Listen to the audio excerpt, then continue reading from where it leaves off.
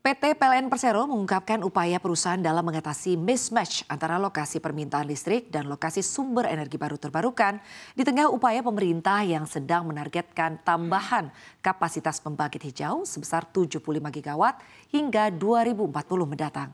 Dalam wawancara bersama CNBC Indonesia di sela agenda COP29 yang digelar di Baku, Azerbaijan November lalu, Direktur Transmisi dan Perencanaan Sistem PLN Evi Haryadi mengatakan, PLN akan mengatasi isu tersebut melalui pembangunan proyek transisi listrik sepanjang 70.000 km sirkuit. Evi mengatakan pembangunan jaringan tersebut termasuk proyek super grid yang akan mengantarkan listrik antar pulau dari Sumatera ke Jawa atau Kalimantan ke Jawa. Menurut Evi, tanpa pembangunan transmisi listrik, maka tambahan pembangkit sebesar 75 gigawatt yang berasal dari energi terbarukan diperkirakan tidak akan tersalurkan ke pusat permintaan listrik.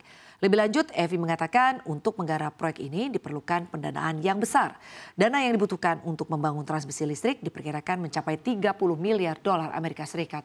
Sementara untuk membangun tambahan pembangkit listrik sebesar 100 gigawatt memerlukan anggaran 235 miliar dolar Amerika Serikat. Selain itu, diperlukan lahan yang memadai untuk membangun jaringan transmisi listrik.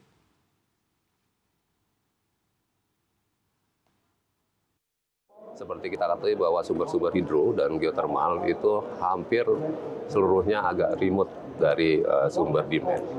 Sehingga ini perlu dibangun adanya transmission line yang kita hitung tadi sampai sekitar 70.000 km sirkuit sampai dengan tahun 2040. Nah, tentunya ini juga termasuk adanya super grid yang kita akan gabungkan antara pulau dari Jawa, Sumatera, kemudian Kalimantan juga dengan ke Jawa.